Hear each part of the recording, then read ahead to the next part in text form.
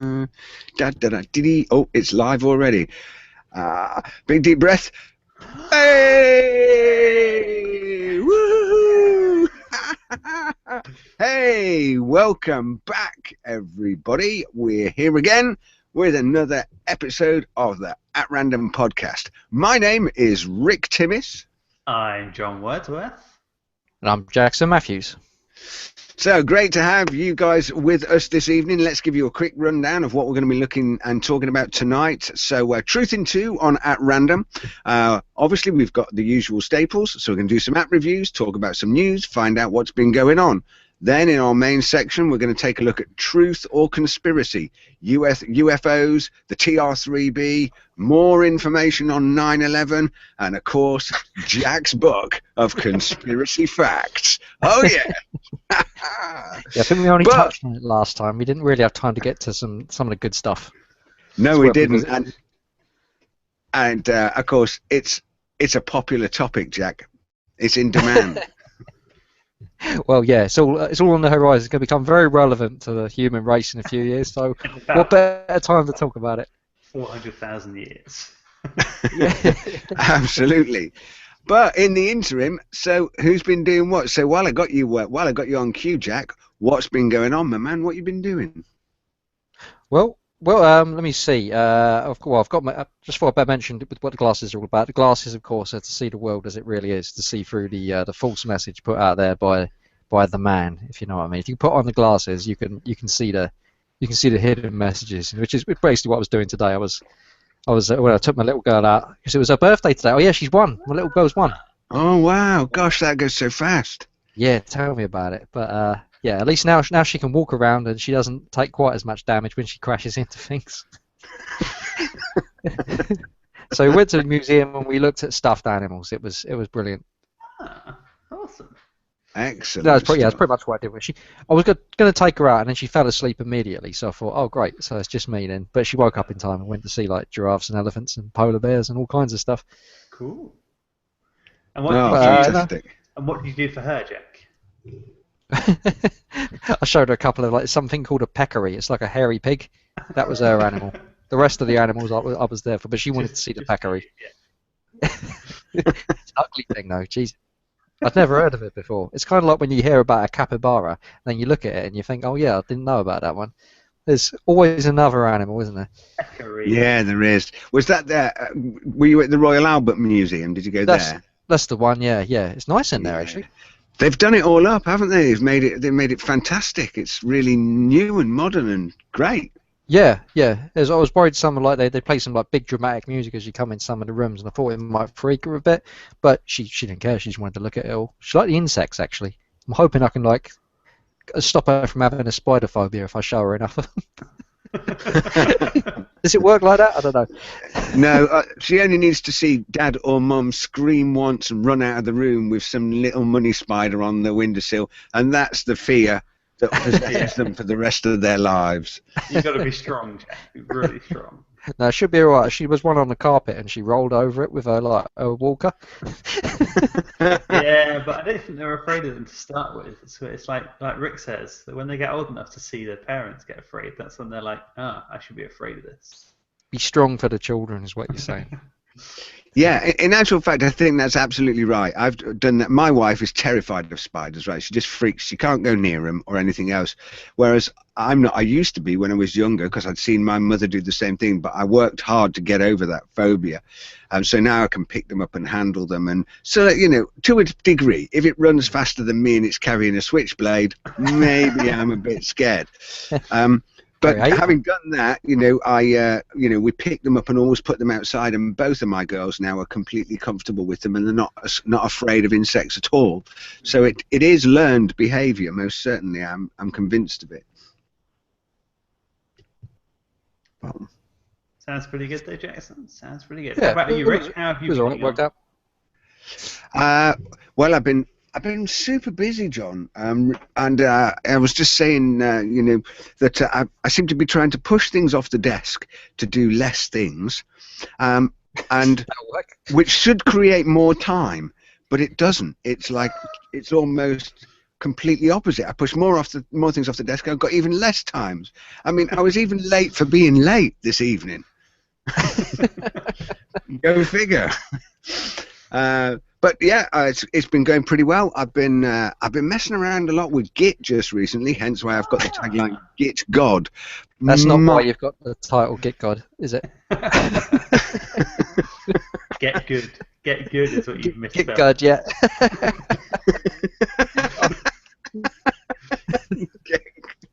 Anyway, more on that later, maybe. We'll see. But yeah, so I've been doing that, and obviously I've been working with a couple of the guys from the Kubuntu team, running a Kubuntu podcast all about Kubuntu Linux and the KDE flavor of Ubuntu, and that's been going quite well. Actually, been getting some good, interesting guests on there. Been doing a few bits there, and of course it's very techy and tech chatty, and it's pretty good. So that's that. And yeah, other than that, lots and lots of track time on iRacing. That's where all your spare time is going, Rick. I'm sure it's not, John. I'm sure sure it isn't. I got in trouble recently with my wife when one morning 2 27-inch flat screen monitors turned up. She sent me a message on Telegram saying, 2 monitors have turned up. They better not be yours. Was she hoping they'd be hers? Is she waiting for a new flat screen? Is she? I don't know. So now you've got three screens to drive with. 3 screens to drive with. Yeah, I haven't got it set up yet. They're still in the box here. I've got to get that done. But of course, they're not yours. No. I managed to. I don't quite know how, but by some kind of trickery of language deception and verbal diarrhea, I managed to kind of sliver my way out of that quite well.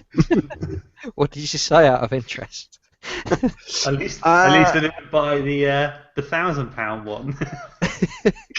Well, I started talking about I started talking about the company bonus that we got, and how much money it was, and the screens turned up a few days before the details of the company bonus turned up. So I prevaricated around the point of the screens for a couple of days, and then used, a company bonus check as distraction technique. And they said, "Oh yeah, well I thought I'd treat myself to some of this stuff later," and that seemed to just go under the radar while she was thinking about shoes or I don't know.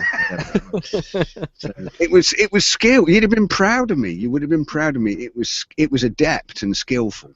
I guess a very good way of calming the situation is, well, you can buy something too. Wow, if it goes both ways. That was the strategy, John. That was the strategy. But anyway, that's enough about me. I'm always talking too much. I say too much, and I've got nothing to say, and I usually say it too loud. So what about you, John? What have you been up to? Things are going pretty good here. Not a huge amount to talk about this show, but I am going on a holiday next week. Well, I'm going to take 2.5 weeks off work starting next week. I'm going to have 1 week at home to enjoy some games, maybe play a bit more Elite, because I recently picked up a little flight stick to play some Elite Dangerous. That's pretty damn cool. And All right. Going to have a week of chillaxing, and then we're going to go to Texas for a week and a half. So the Formula One is playing, and my wife wants to go watch it. So we're going to go watch the Formula One for 3 days, and then we're going to hang around for a few more while we're there. So I think wow! So you're going to the American Grand Prix F1 in Texas? Yeah. So there should be a lot of meat, a lot of cars, hopefully no guns. So. Yeah. Hopefully no guns. I think it's a fair bet there's going to be a bunch of them. You just won't be able to see them. Well, that's the guns are okay so long as they're not pointed at you. Yeah, and firing bullets out of the barrels. Yeah, indeed. Yeah.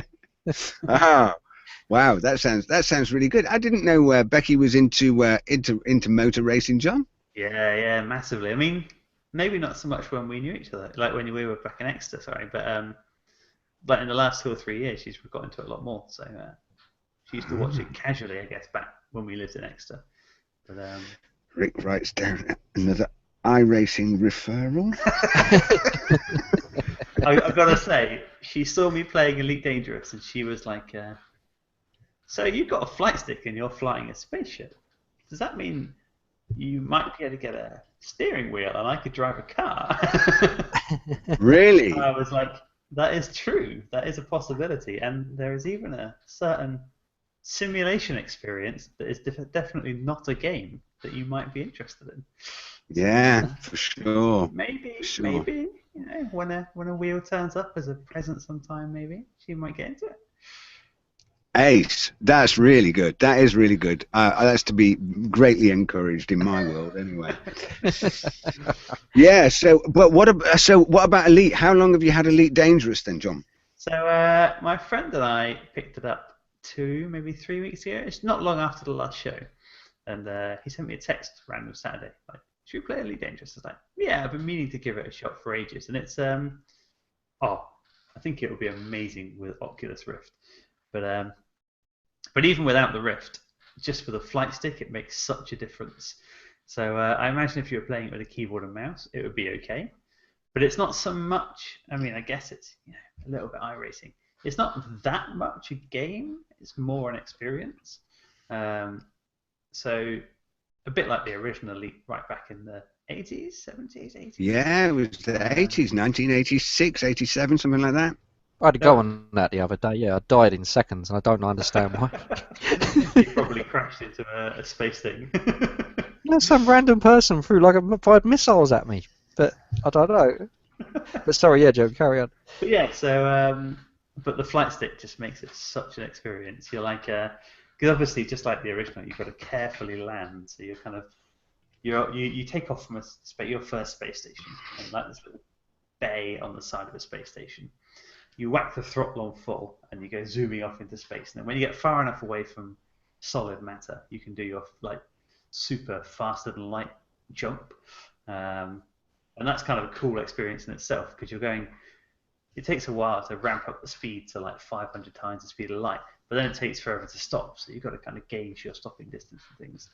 And then people can try and pull you out of this mode if they're trying to hunt you down and stuff. But yeah, you just kind of fly from space station to space station, delivering goods, maybe hunting some pirates, doing some more jobs, getting more money so you can buy a bigger ship, do some more cargo, do some mining in space. It's pretty cool. And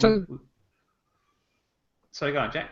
I was just going to say, it sounds a bit like where my glasses gone? There we go. It sounds a bit like EVE Online. Does it compare to that in any way, or is it very much its own thing? It's closer to Vendetta, I guess. It's all about being in the cockpit and having that experience. Like you can you get like the cockpit at the edge of your view, depending on what ship you've got. Yeah. So you're flying it, yeah. You're in control of the thing. Yeah, I mean, EVE is more like a top-down. You click on things and you kind of command, I guess. Whereas this is more like you are the pilot. And it's all about like gauging your throttle and disabling the gravity thing, so you can do a quick spin and then you hammer the throttle in again, and you upgrade your ship. I mean, it's pretty similar to Vendetta Online, I guess, as an experience. That's good. No, that's a good thing. That's because we said, didn't we, that like Vendetta Online was like almost there if it had just had like because obviously it didn't have the same kind of funding as like an AAA game has, but like something like a fusion of because we showed Rick Free Space, didn't we, as a comparison, as like as, in terms of gameplay and quality, as something to shoot for, and if you could like blend the two together, it sounds a little bit like Elite is that. It's good. I mean, there's it's obviously a lot more polished than Vendetta because of the bigger team behind it. Maybe exactly, yeah. Vendetta does try and do some plot, I guess, a bit more plot than probably Elite. But it's a really good experience. And I mean, just the kind of experience of when you got a flight stick and you're kind of coming into land, you're like slowly bringing your speed down and trying to get on the landing pad. And oh, yes, I did it. Yeah. You really feel like you're in space. It's awesome. And with an Oculus Rift or something, I mean, that would just be a stunning experience, I'm sure. I was just about to say, have you tried it with an Oculus yet? Yeah, kind of. Yeah.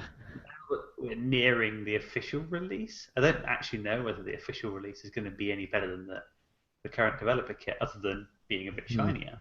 I don't want to buy it now and then have a new one come out in 2 months.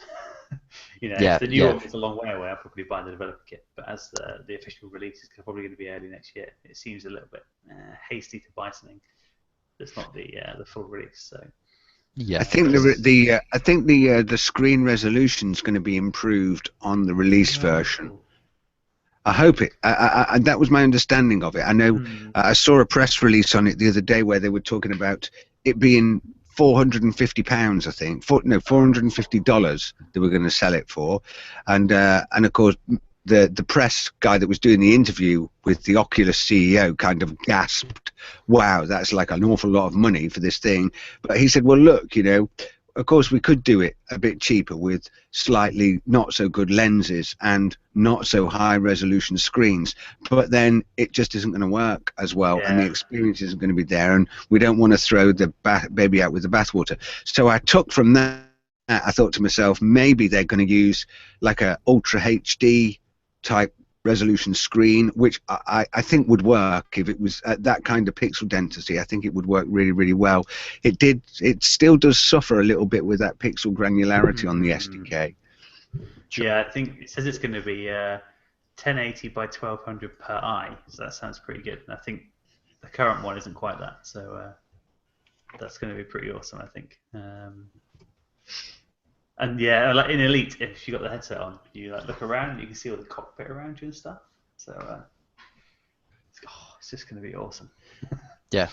I think I'm going to have to whilst maybe what I might do whilst I'm trying to rebuild my triple monitors, maybe I'll try and figure out how to get my Oculus Rift all rigged up at the same time, and then I could download a copy of Elite Dangerous and give it a go. You've got to get yourself a flight stick. I mean, the Thrustmaster that I've got cost about £45, 40 quid. And it's not got quite as many buttons as the more expensive ones, so you have to do a couple of things on the keyboard, but not many. It's very rare that I have to push the keyboard, and it's just such a good experience. With the Rift, I think you will love it. I mean, there are however many million star systems that you can go to, probably millions of them where no player has ever been yet, and you can just engage. Off you go, Yeah, it's quite exciting, isn't it? I could be lost forever. Hey, we could do we could do an AtRandom show from Raxler or Leasty or something like this. I reckon that'd be cool. It's quite, once you've played it for like 3 hours or so, it's pretty passive. You can kind of chat and stuff while you play, which is nice because my friend and I do it that way. But we could do. Has it got any comms or anything like that in it? Any communication, voice comms? I think it does, but we've just used Skype because typically I find it's better to have a chat system outside of the game, because then if you accidentally crash the game or something, you can keep talking and fix it. Okay. Not that it happened, but I mean, just PC gaming in general, we're kind of in the habit of just using something outside of the game, just in case the game chat isn't very good or anything like that. So maybe it would work something like that might work for a future show where we maybe if we all had Elite Dangerous, we could set up a hangout, and of course one of us could screen share and lock the screen onto like the cockpit view of Elite or something like that, and then we could be in the hangar with the audio comms and could be floating around space talking crap at random. Yeah. They call it the hangar hangout. We need to write that down. I'm going to write that down now. You're a genius, Jack. I've been droning on about Elite for too long now, but it would be an awesome show if we did that. No, John. It down. Not too long by the sound of it. I think I gave Elite short shrift in my head, partly because it was made in the last few years, and also because it was they said we're going to. There was that thing where they said they were going to do a single player only, and they didn't. And in my head, I thought, I thought that's naughty. I thought in my head, but it sounds to me like. What was it? A monthly subscription thing? No. You just buy the game and you play as much as you like. That sounds alright. It's like 30 quid and you can just play it online. So I think it might be online only, but you can play it on your own. Oh yeah, that's alright. Unless I play with your friends or play with everyone who might kill you. Yeah, it's a good rule for life, isn't it? I mean, in a sense, they kill you, but then they get a bounty, and other people will start killing them. There's kind of a cool lore system, fairly primitive, but kind of cool lore system. Like, I could shoot a ship just at random, but then I get a bounty on me, and if I got a bounty on me, first of all the police in the sector will just start shooting me down. They're pretty badass. Secondly, for the next week, any player can legitimately kill me and take all my stuff. and then the bounty gets cleared. But you're like, I'm not the most badass yet, so I don't really want to kill this guy less badass than me because I will very quickly be shot. Yeah. So it's a nice built-in lore system, as it were. All right. Sounds pretty good in that sense, yeah. Well, I got that noted down. We'll talk maybe post-show. We'll have a quick look at that. Maybe see if we could sketch something in like that. I'll have a look at this Thrustmaster thing because I no doubt that Thrustmaster controller, the flight controller, I assume I could probably use that with Vendetta as a controller. Oh, I don't doubt it. Yeah, I mean, it's just a generic, thing that works on Windows or probably Mac as well, Mac and Linux. I still can't get over the name, the Thrustmaster. It just sets me off every time. Oh yeah, I'd like a Thrustmaster, please. And if you type that into Google, what happens really?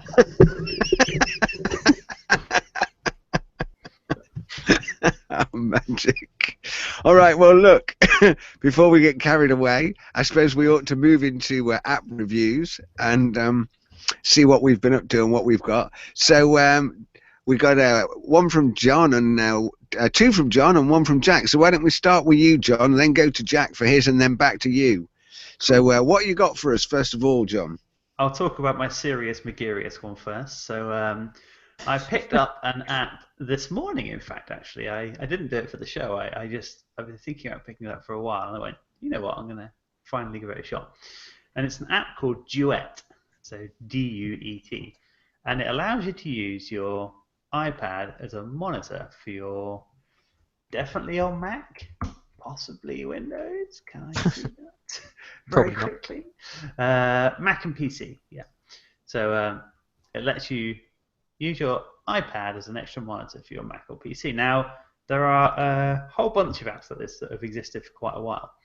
But the thing that sets this one apart from the rest is that you actually plug it in via a cable. So it was not long ago, maybe a year ago, when Apple opened up the SDK to communicate over USB.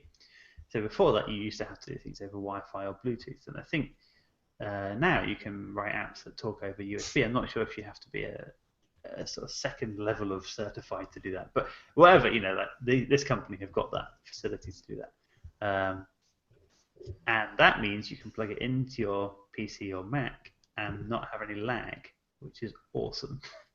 So all the other ones I've done have always been on Wi-Fi, and it's felt very much like a fairly choppy VNC connection, which has kind of been okay.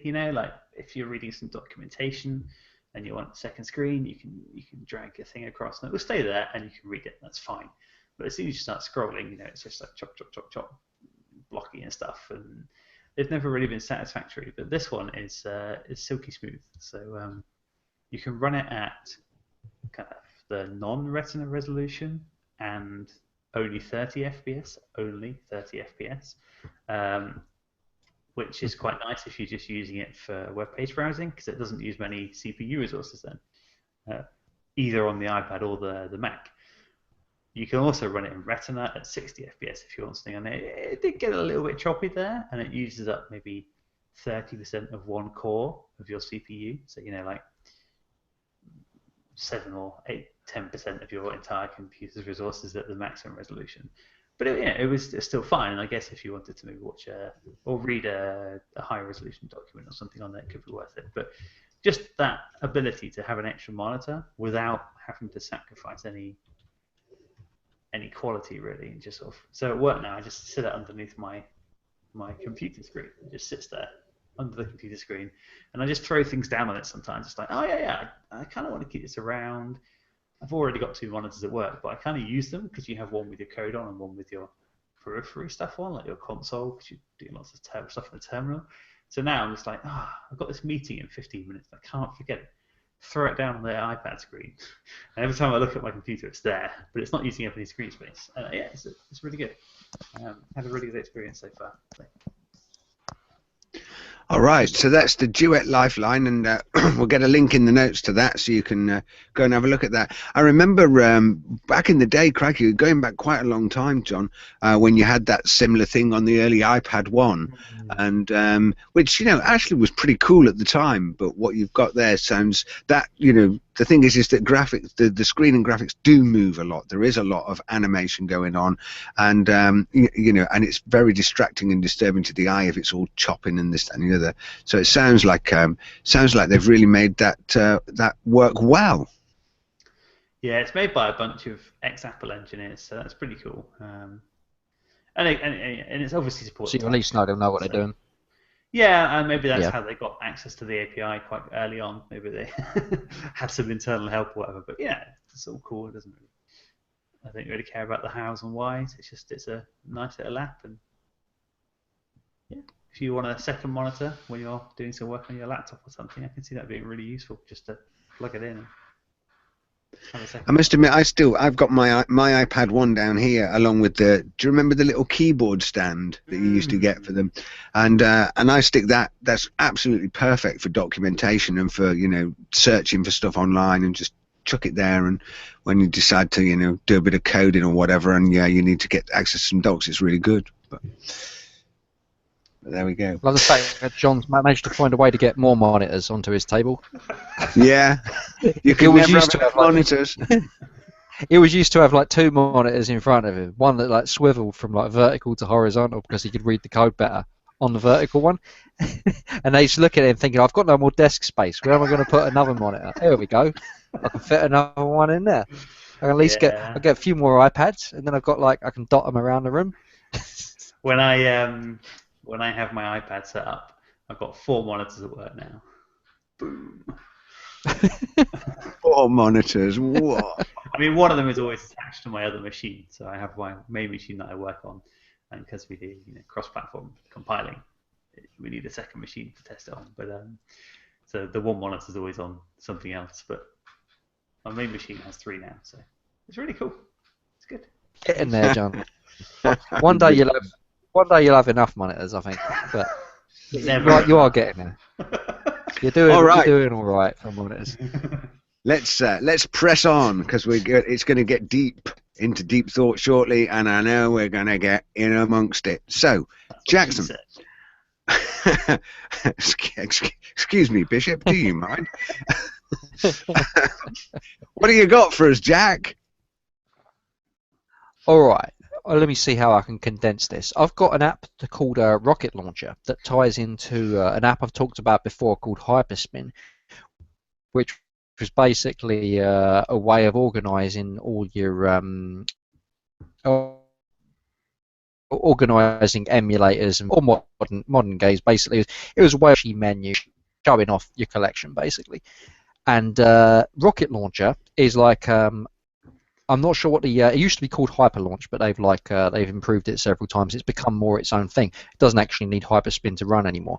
Basically, when you start one of your one of your games, this will run over the top of it. It will it's basically a launcher for those games, and you have like an incredible amount of how you display the game, which options, and how you can interact with it. Basically, it's got one of the most notable things about it is that it can launch things with bezels, like frames around the edge of the game, to sort of like, so you can display it in like an artwork frame if you want to like emulate the original arcade experience. You know, when they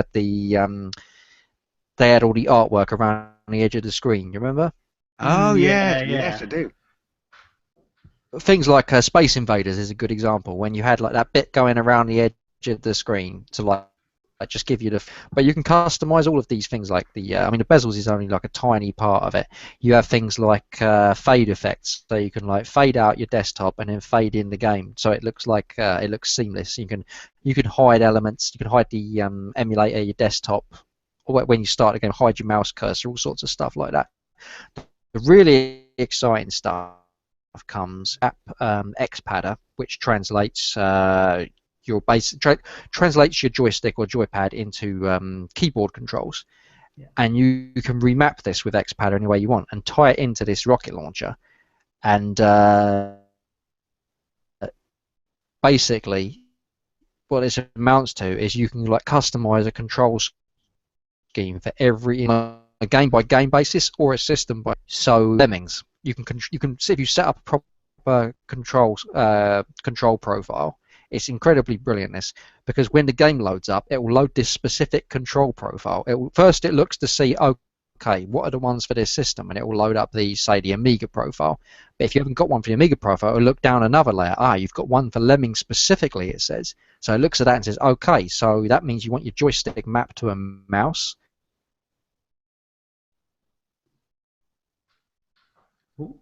And you can control Lemmings with a joypad, and basically just have that each and anything with keyboard completely color controls one controller. And on top of that, it's got things like this is very good for fighting games.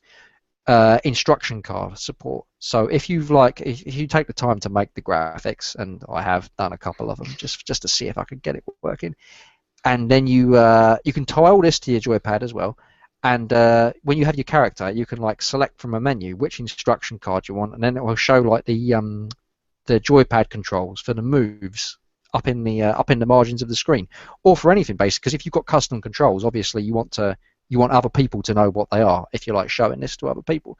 So I mean, all this is just like a very small part of what it does. You can configure it for different emulators, different versions of the emulators. And so every time you get like a new version, you just update it in Rocket Launcher, and it picks it up from there. I mean, honestly, I could go a lot more into detail about like the features of this launcher, but we would just spend forever talking about it. It's a little bit glitchy because for so many different emulators, and you will find a lot of beating into shape to get it to behave the way you want. But if you it's well worth running all your games through it if you have a lot of games with awkward control schemes, or if you want to run it all through one controller. I mean, basically, it's for people who play older games like me. I may be the only one, I don't know. John's just talked about Elite Dangerous, and there's me saying about how I'm going to use it. I assume that... I don't care. I love it. I assume that all these games you legally acquired, Jackson, by having the arcade ROMs in your basement. Very expensive, John. You would not believe how much money I put into this project. My wife's not too happy. In fact, that could be the last year ever. We're not speaking at the moment because I've converted the whole one of the rooms into to store all the arcade cabinets as I rip the chips out of them. It's taken me forever. But that sounds pretty cool though, because I mean, the experience in the past of running emulators has always been faffy, I guess, right? And anything which can take some of that faff away is always good. It's a way of standardizing it and putting it all through one setup, so you can make it seamless. Is the point? You can get them all through. Get it all through one controller. You don't have to keep switching peripherals. I mean, the control thing is basically the main thing that I use it for. It's the fact that you can just do it all with a joypad. Yeah. But there's many other. The instruction card thing I've only recently discovered and I've only recently got working. I mean, their forum is very helpful, but sometimes you get the feeling they don't quite know their own thing that they've made. like two of the problems I've asked about, I've had to solve. I've managed to solve myself. And he says, "Oh yeah, thanks for that. I'll tell the next person that asks about it." I'm thinking you should know this. I guess it's like an open source thing, right? It is. It completely is. Loads of people were chipped in, and maybe some of them don't even work on it anymore. So yeah, and it is updated constantly. I can't fault them because it's very complicated. There's a hell of a lot to it, and it's constantly being worked on. But it's very in depth. I mean, there's a lot. It takes a lot of getting used to. It takes a lot of beating into shape, like I say. But anybody who's serious about about this side of gaming, I would very much recommend it. Well, I was reading earlier on today, quick plug for Linux Voice Magazine. I was reading in the latest issue of Linux Voice Magazine. If any of you Linux Voice operatives are listening, just a free subscription for me, John and Jack would be great. You can drop us an email at show@atrandom.org.uk, and that would be ace. We even do some more advertising for you if you like. They've got an article about a device that you can get from Pi Moroni called the Picade, which is uses a Raspberry Pi, an Arduino, and a a very nice micro switch joystick controller with six different micro switch buttons on it, and a 3D printed case, and it makes a little tabletop arcade. Oh, And I lovely. was looking at this and thinking, that's ace. I want one of them. Yeah. Well, Yeah. what you just described there sounds like just the very thing to kind of have multiple games all available with the controller configured for the different games and all this kind of stuff. Yeah, that's exactly it. I mean, depending on, I'm not entirely sure what the Linux version is. I've never tried it on my Ubuntu or anything, but I would imagine that there's ways of getting it to work on Ubuntu. I suspect they take that into account because people with all these open source projects seem to sort of like think of Ubuntu, well, of Linux in general. So I'll look into that and just out of interest. But I know there is similar stuff that exists for Ubuntu at the very least. Yeah, cool. for sure. Yeah, well, of course, that's just something else puts more strain on my relationship with my wife. And that's a Thrustmaster joystick a Thrustmaster T-Flight controller's the order's already in with Amazon. That's on its way. That should get me It's back under in the 40 hot seat quid though, Tuesday next week. It Under- is, exactly, you know. I mean, you can't even get half a pair of shoes for that money. Like a few pints down the pub, you know.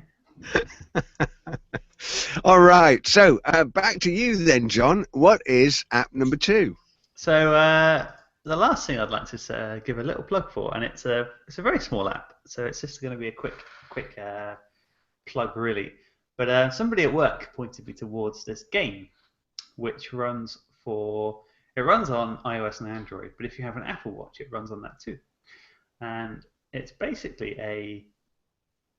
I'll kick you with how it starts off first. But the kind of screen pops up and it whirs to life the first time, and it's like you get just a message, and it's kind of emulating a text message, even though it's kind of in its own UI. So it's not tricking you to think it's a text message. It's like an in-game text message.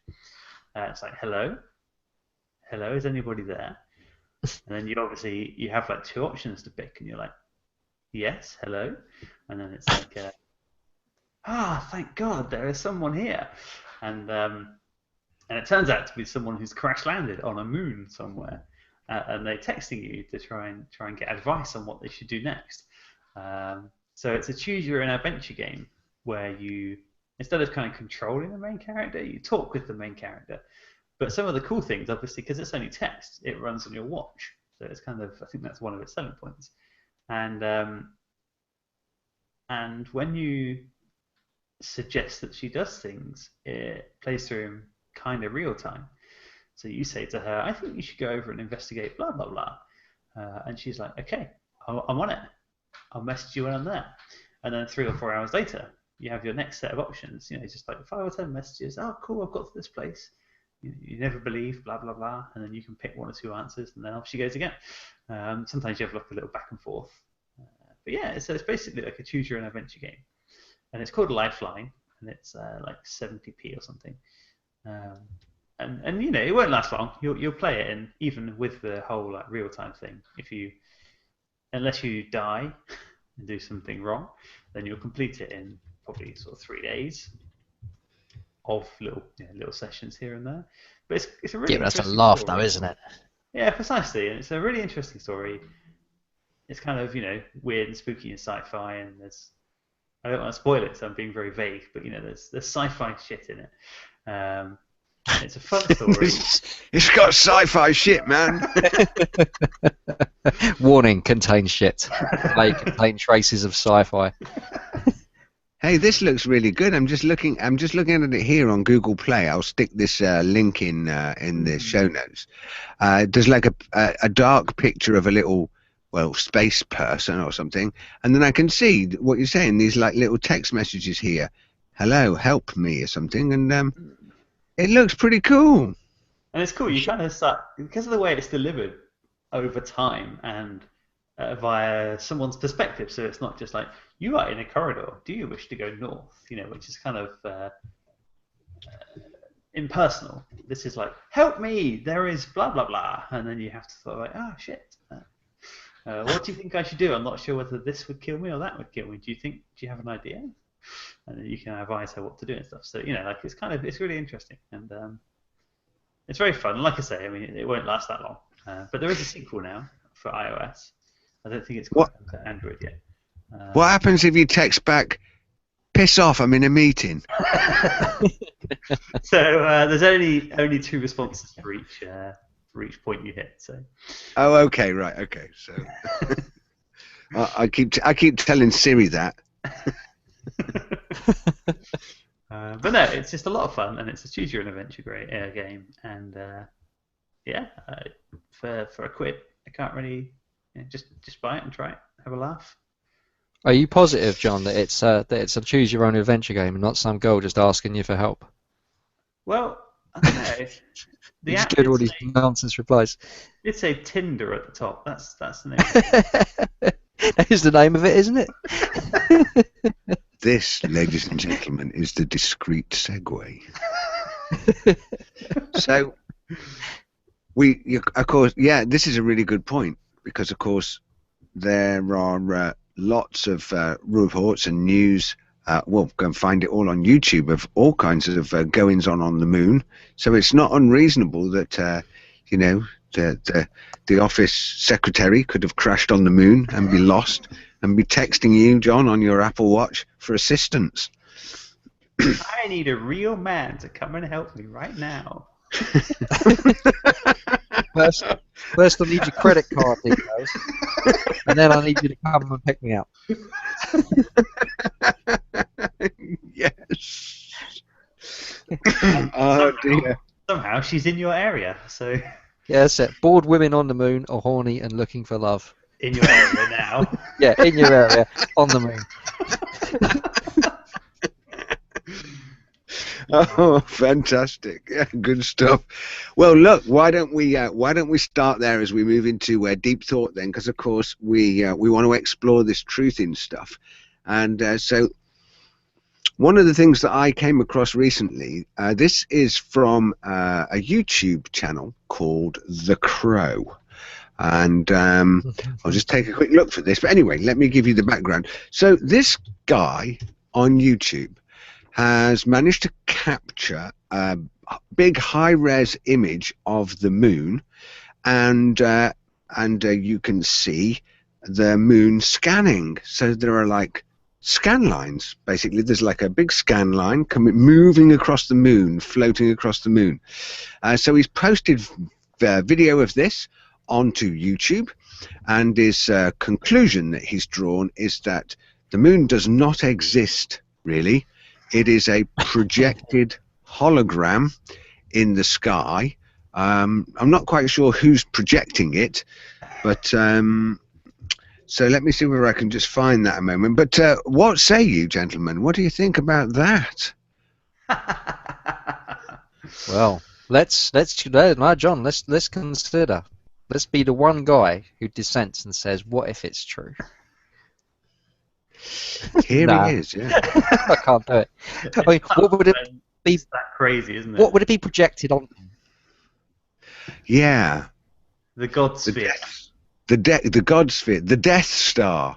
Oh yeah, I forgot. There's a spaceship up there, isn't there? And it's projected onto that. Yeah. Well, of course.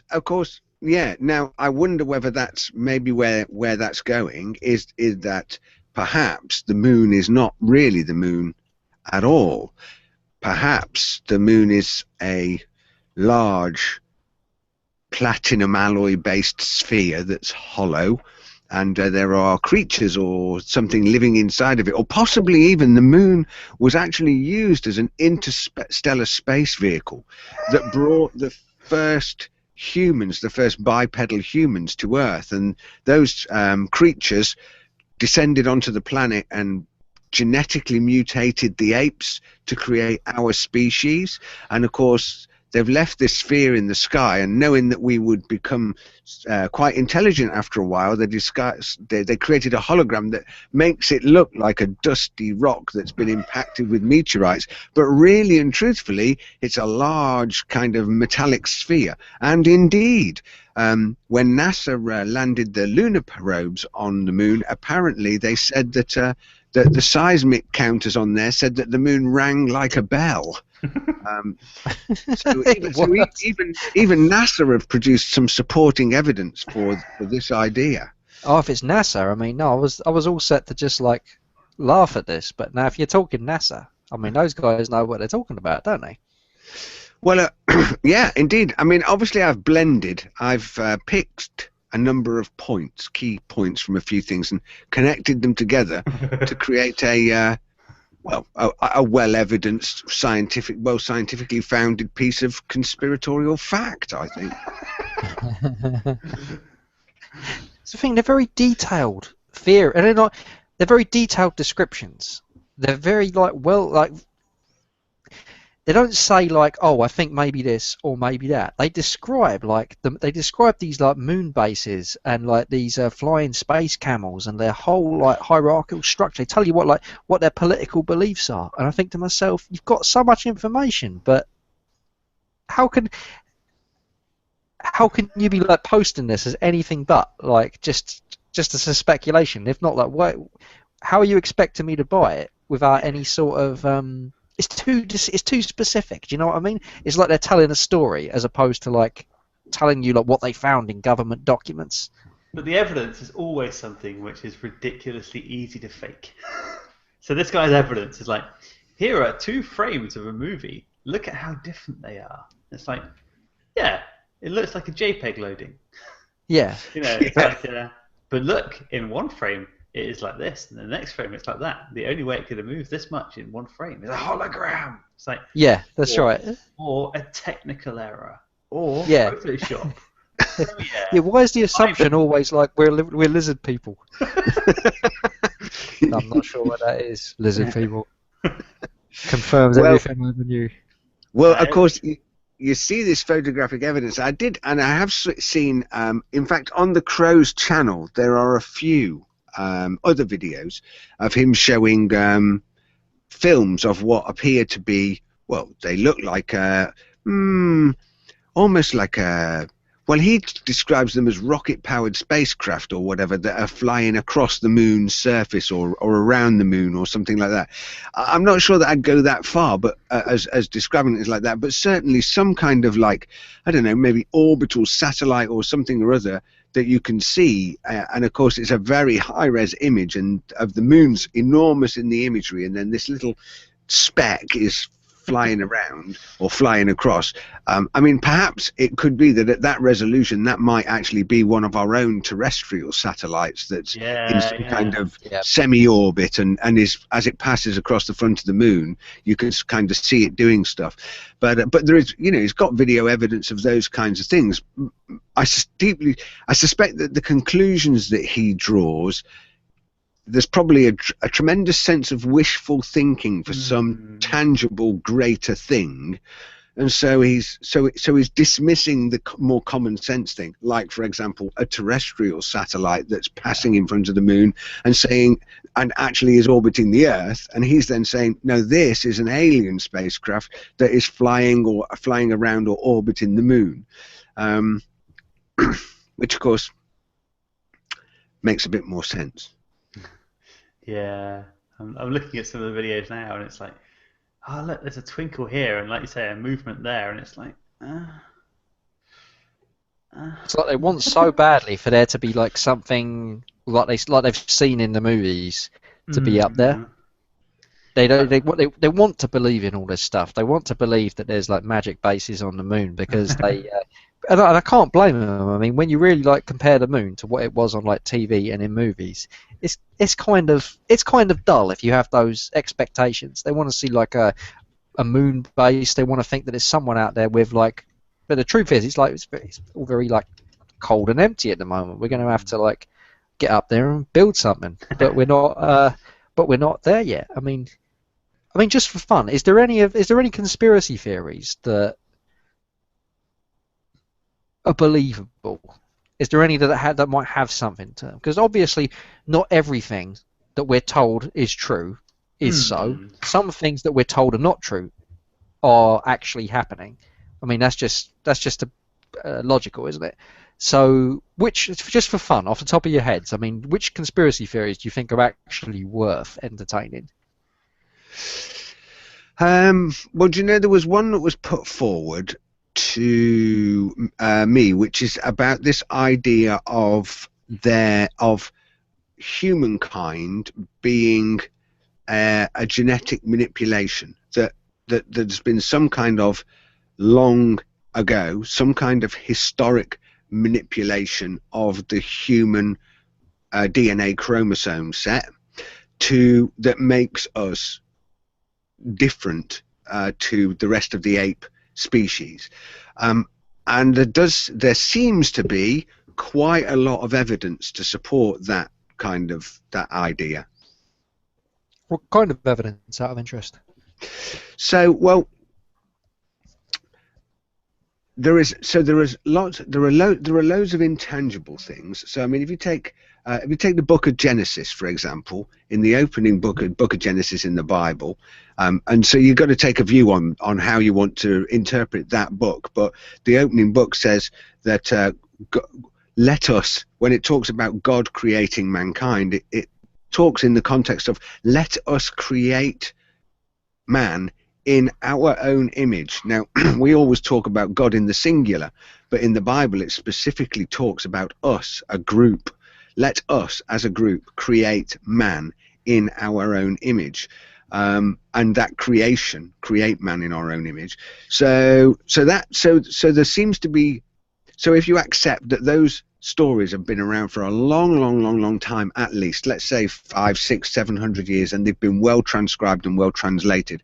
So those stories go back way beyond our understanding of anything to do with genetics or anything to do with anything else or anything to do with aliens or anything like that. But there seemed to be this story going about that we were created in the image of something else. Now, that isn't really tangible evidence per se. But one of the things that does seem to be quite perplexing is that when you look at the human genome, and there are some, I'll try to remember the guy's name who did a big talk on this, but when you look at the DNA of humans, there are 27 chromosomes, I think, X and Y chromosomes, and when you look at these in detail, there is like a piece missing. That it looks like there is a chunk of this DNA missing, or a chunk of it manipulated. And when you compare that to apes, our closest relevant relative apes, there does indeed seem to be a missing bit of the puzzle that we don't seem able to explain from an evolutionary standpoint why this change took place. It's something like there's a chromosome missing or something. We've got one chromosome more or one chromosome less, and the argument. Possible for it to be a mutation, though, that caused that? Yeah. So possibly that could be a mutation, but I'm trying to think of the guy's name now. He died relatively recently, in the last 2 or 3 years, but he'd done huge amounts of study and written lots and lots of books on this, and he indeed was a geneticist, so it was kind of his scientific skill area. And what he was saying was, look, yeah, it could be, Jack, that's certainly one possibility, but what he was saying is look, if you were trying to splice these kinds of things to do these gene changes like we understand how to do now, one of the things that you would want to do to extend the genetic information, the genetic code of the ape to make it humankind, is you'd want to insert a bunch of information, and of course, and then he explains about this one particular chromosome strand or one particular area of the genome where it looks like that's happened, like some kind of like additional information has been spliced in, or some changes have been made, and then there's like a dangly bit, that'll be the scientific technical term for this. There's a dangly bit of extra kind of blank that makes up the space, and I'll try to find the guy's name. So there's that. One of the other things that I think I think there is certainly. So my last piece, if I was to put three forward, okay, so the Bible, the genetic code, and then the other thing that seems to be confusing that we don't seem to be able to hang together is that there is evidence across the whole of the planet, wherever you are, on any continent, of significantly complex civilizations that have been in existence and flourished, like the Sumerians, the Mesopotamians, the Aztecs, in China and other areas. There's all of this, like wherever you go on the planet, there are pyramids. So you've got Egypt, you've got pyramids in China, South America, North America. I found out the other day there are, and you can go and visit these things. I mean, they really are there, North American pyramids. And so there's a piece of me that says, well, you know, we have, as a species, have been around for significantly longer in a intelligent orchestrated form than we seem to be today, and we don't seem to be able, like history and archaeology, the way that we interpret it, does not seem to be able to tangibly explain away all of these different strange anomalies for things. So those would be my three pieces that say, I actually think that such a theory such as this, is worthy of some further investigation. Now, whether it's aliens that came and visited the planet and changed and bred things or created things, or whether it was an earlier civilization that had somehow evolved and did some things, and was able to manipulate species or whatever, but these things seem to carry some weight. There we go. That's my piece. Over to you guys. What do you think? Wouldn't it be lovely if 2001 was actually true? I always thought that was like such a fantastic story that we got this shot in the arm at one point. I think in terms of like ancient civilizations and stuff that doesn't tally up with like the rise of civilization, I think the documenting of history in the past has been quite unkind as to like how long intelligent civilization has been present. It's we've always had this picture painted of like that we really got civilized like a lot later than we actually did. They've like written off a lot of eras as just like savagery. I mean, like a more recent example is something like the Dark Ages. And you think of all these people with clubs in towers just like burning books, and it's like the idea of the barbarian. These people were barbarians. It's like just because they didn't follow the same religions as us, so they had no culture of their own, and like whole races, whole like periods of history is like just being like written off, saying, oh yeah, there was nothing being produced then. It was the Dark Ages. And I think it's the same with civilization. I think there's a lot of like really quite ancient stuff that we've only more recently opened our eyes up to. I mean, I do hate to blame. I think there is a bit of religious conspiracy, or there has been in the past, rather, in going back like several hundred years. I definitely think there's been like several agendas to sort of like suppress that, because a lot of this ancient knowledge and ancient civilizations obviously been tied up with competing faiths. So I think in terms of conspiracy, I mean, I think that's a genuine one, like this thing to cover up like just how far humanity was able to get without like these particular faiths, if you know what I mean. I mean, they had their own faiths, their own beliefs, but they were all like making all kinds of fancy inventions. They were recording all kinds of knowledge, and we were civilized for quite a long time. But I think it's more recently, now that all the conspiracy stuff there's less cover up with regards to religion, because like you can't ignore other religions. So the religions just say, okay, yeah, this is what happened. So I don't think it goes on anymore so much, because you just can't get away with that. But I think at the time, I think that was a very real conspiracy. Definitely the suppression, say, hey, these guys can't get along without my faith, and I think they were all up to the same thing, definitely. Yeah, I guess I think the points you put forward for aliens are not that strong. It'd be All right. kind of cool if it was true, but I think the chromosome thing is reasonable to happen via mutation. I think chromosomes kind of fold into each other as a possible mutation. I think there are human beings with fewer chromosomes than others. Very rare, but I mean, if it can happen to one human, then it can happen to one chimpanzee. I mean, it'd be kind of cool if aliens came down at some point and did this advanced civilization. But I do think it's possible that there are 5,000-10,000 years of more advanced civilization history that has been eradicated. And again, I wouldn't put money on it, but I think it's feasible that it could have happened because, just like Jack says, typically I would say in history, but I guess even now, I think conspiracy. I don't necessarily like the word in this context because it sounds like someone is making like a concerted effort to trick everyone. I think it is more likely just like like you said, we're better than them. We need to make them look small and weak and crap. So when we write the history books, we're going to write them as savages because we don't want you thinking they're better than us because then you'll go and follow their religion. It's like there was nothing before us, kind of thing. Like you were a bunch of animals until we came along and civilized you.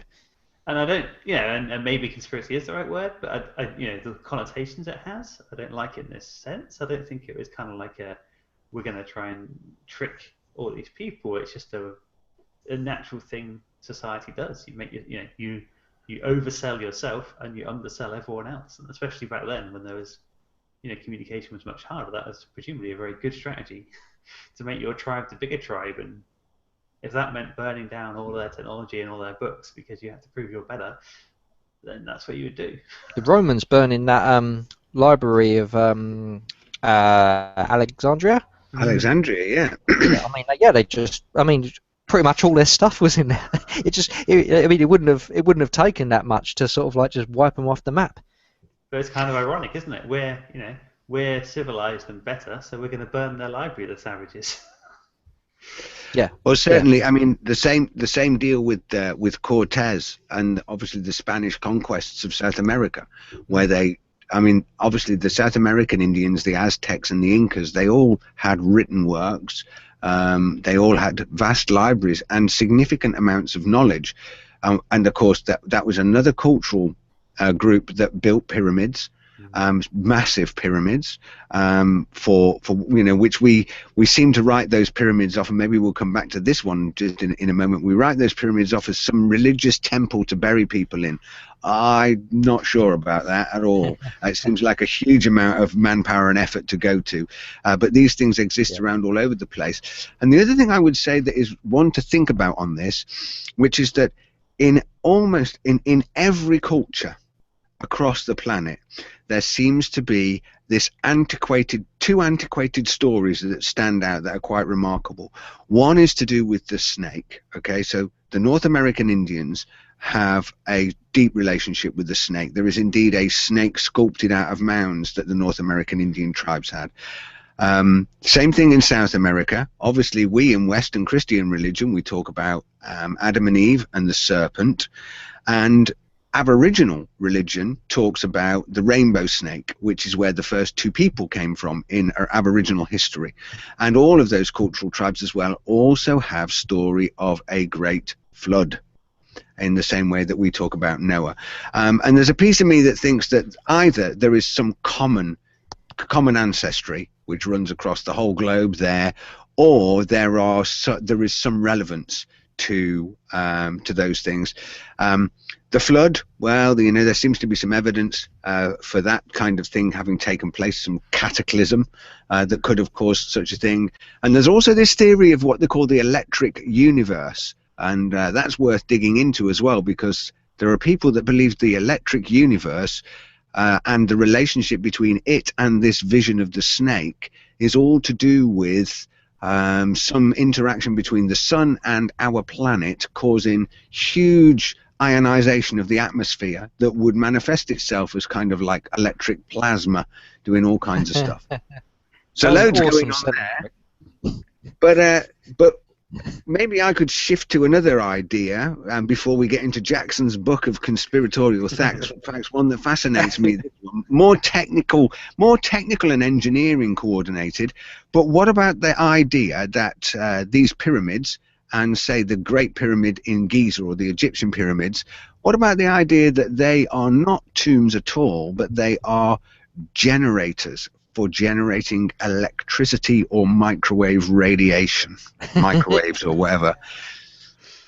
What do you think?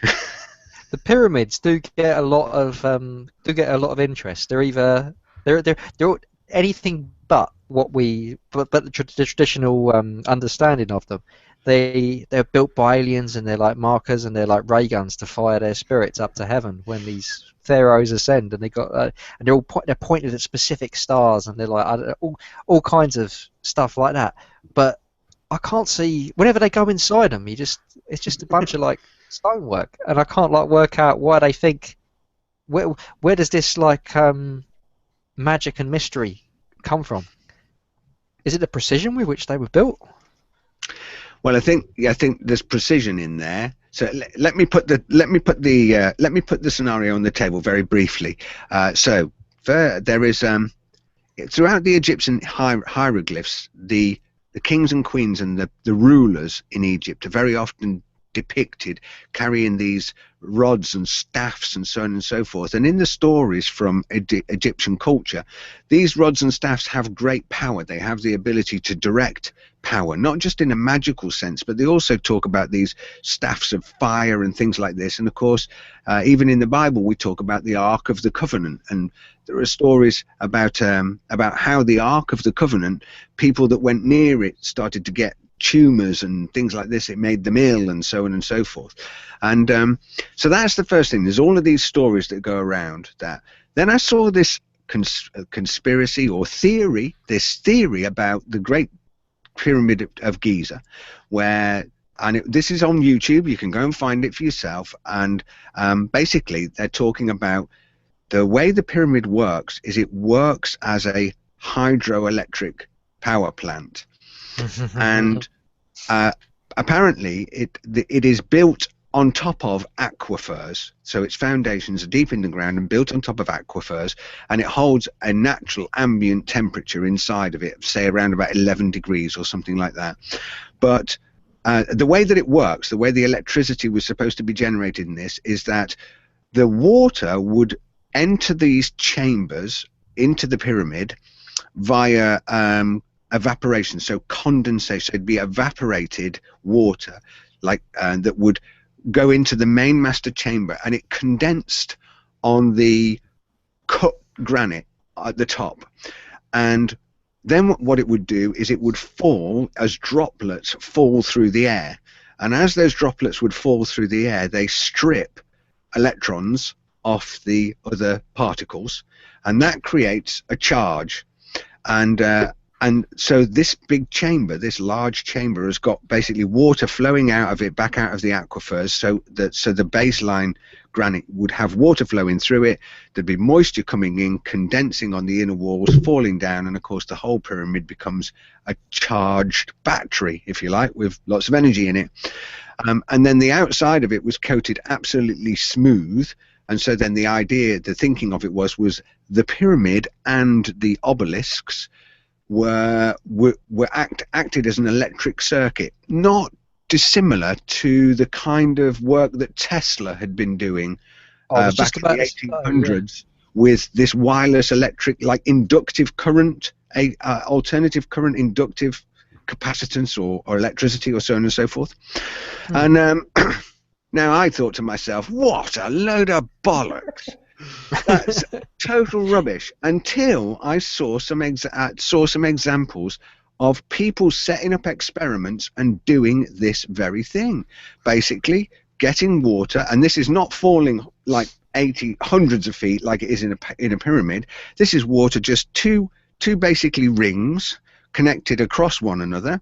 You put water in the buckets at the top, you pour the water through the holes into the buckets at the bottom, and it creates a charge on the two rings, and now you've got a current. And it's generating electricity. And you can set that experiment up and make it work. And then when I went back and looked at these videos, I thought to myself, well, hold on a minute, actually there's quite a lot of it hangs together as a tangible story. So there's the landscape. So pull it to bits. Let's have a chew on it, see what we think. Well, it's interesting the way you talk about it. Like, if they were built that way, it's not an unfeasible idea, is it? I mean, with my limited knowledge, it sounds like it could be possible to build a structure that way to have it do that thing. Mm-hmm. I mean, as far as I know, I guess my question would be, do they have evidence for that actually existing in any of the pyramids, or is it just like they took the theory of doing this with a structure and thought themselves maybe that's what they were using the pyramids for? Well, so the evidence seems to be that in the central chamber, what they call the King's Chamber in the Great Pyramid of Giza, doesn't seem to have it just doesn't make a great deal of sense for what it's supposed to be. It was supposed to be the tomb. Now, bear in mind that the King's Chamber, to get into it, they had to destroy the structure. They had to cut through the structure to get into the King's Chamber, because the routing was only through essentially these small small square tunnels that would take you into the King's Chamber. So there was no kind of natural way to get in there. But also the King's Chamber itself doesn't seem to make sense. It's cut from rose granite, and it's very precisely done. There's some really, really clever engineering and a lot of maths skill gone into doing this. But then the chamber itself has got it stacks up in steps. So every granite step creates like a ledge, and then another ledge, and another ledge, and another ledge. Now, where we use that technology today in what's called a reflux still. So when we're making alcohol or we're distilling petroleum and things like that, we've got a chamber that's designed similar. It's not exactly the same but similar to the King's Chamber, where as the distillate boils up from the bottom of the mash and goes up the column, it condenses at different temperatures, and of course then what it does is it forms droplets on these ledges up the distillation column, and then it begins to fall and evaporates again, and as it goes up and up the column, whatever you're trying to distill out at the temperature gets richer and richer and richer, and so you can get very high potency alcohol from a reflux still, because it uses this chamber for doing that.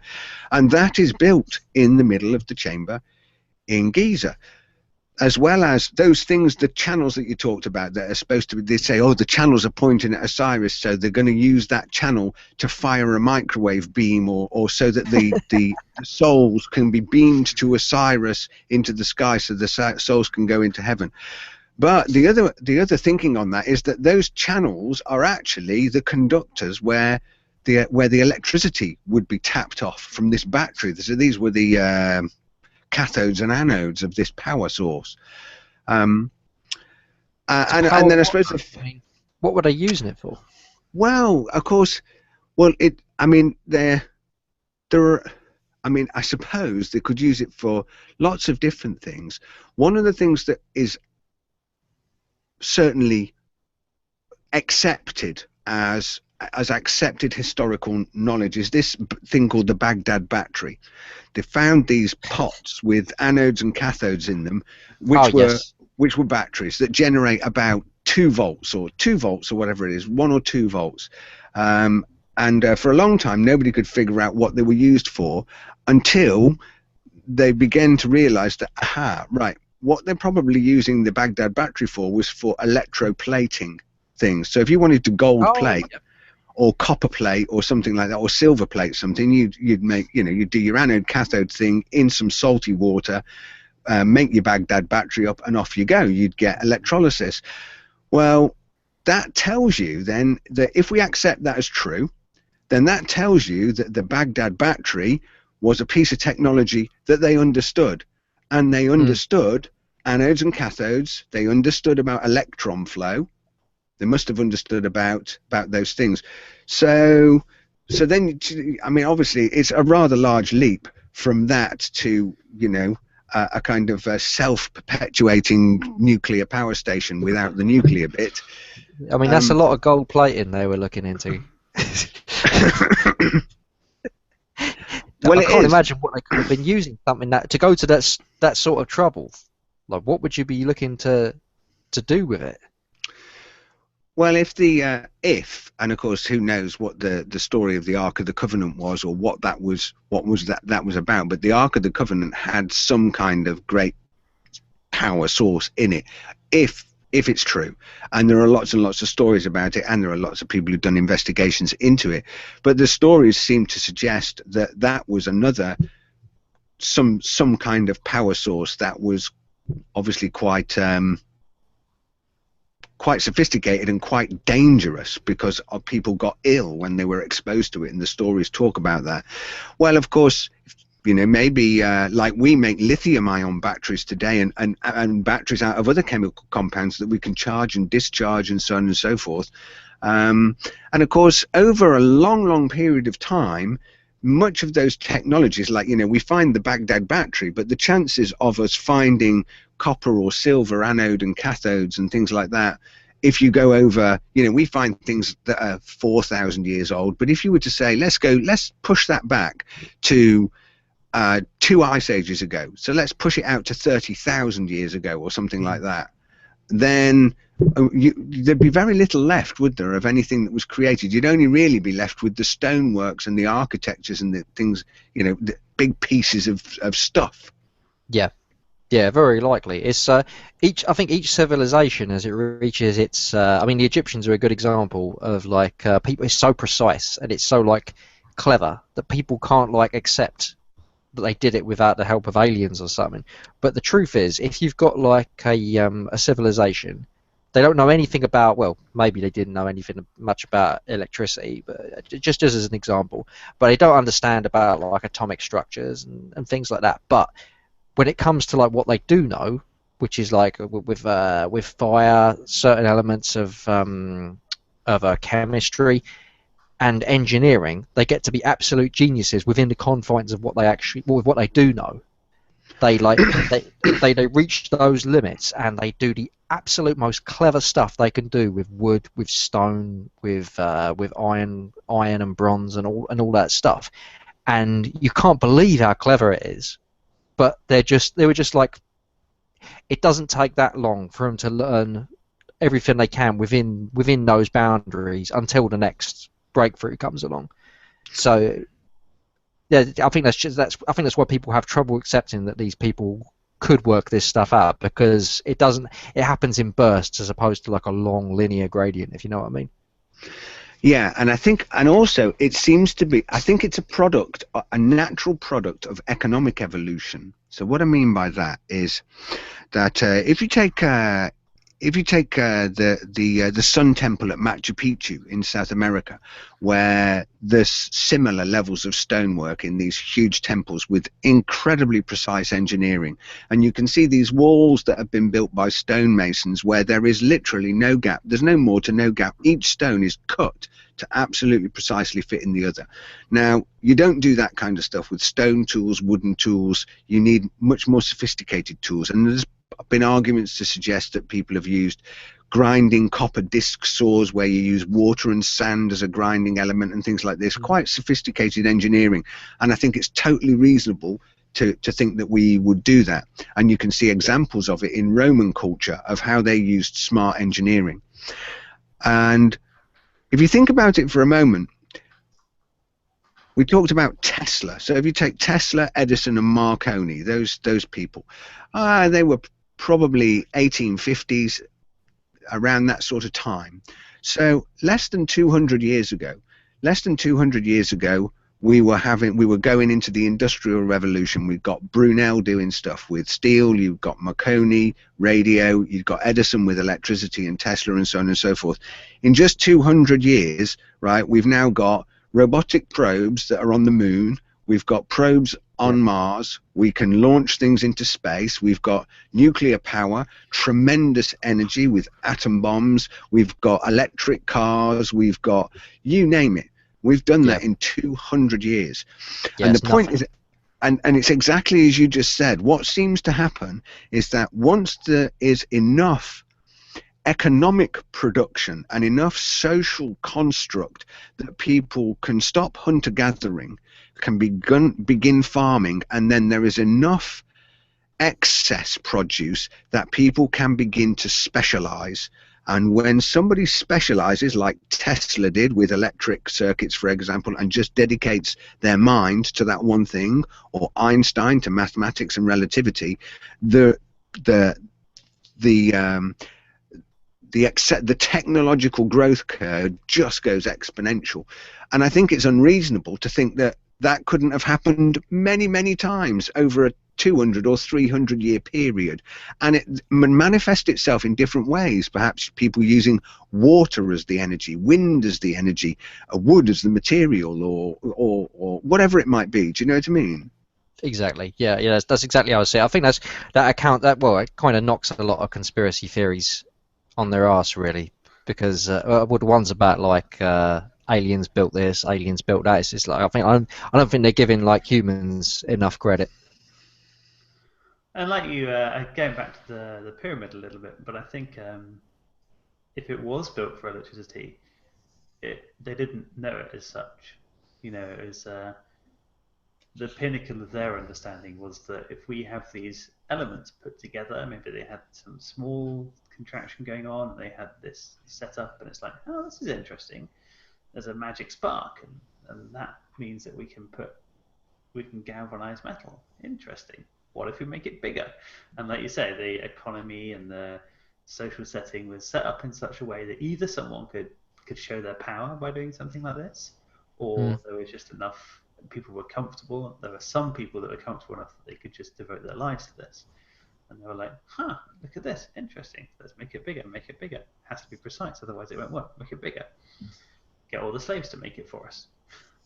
And when the place is set up to do that, people can achieve this perfection that you think, oh, how did they do that? But I mean, it's just sheer manpower, you know? It's like sheer will and ability, because enough people doing something like that and they can do it, you know? Yeah, exactly, precisely that. So there's a couple there. So let's jump back to Jackson's question then. So Jack's question was, all right, there's loads of conspiracy theories out there. Which ones do we think have got I've got some believability pattern to them? So do you have one, John? Well, I think it's you want to start off with the kind of conspiracies that are epic.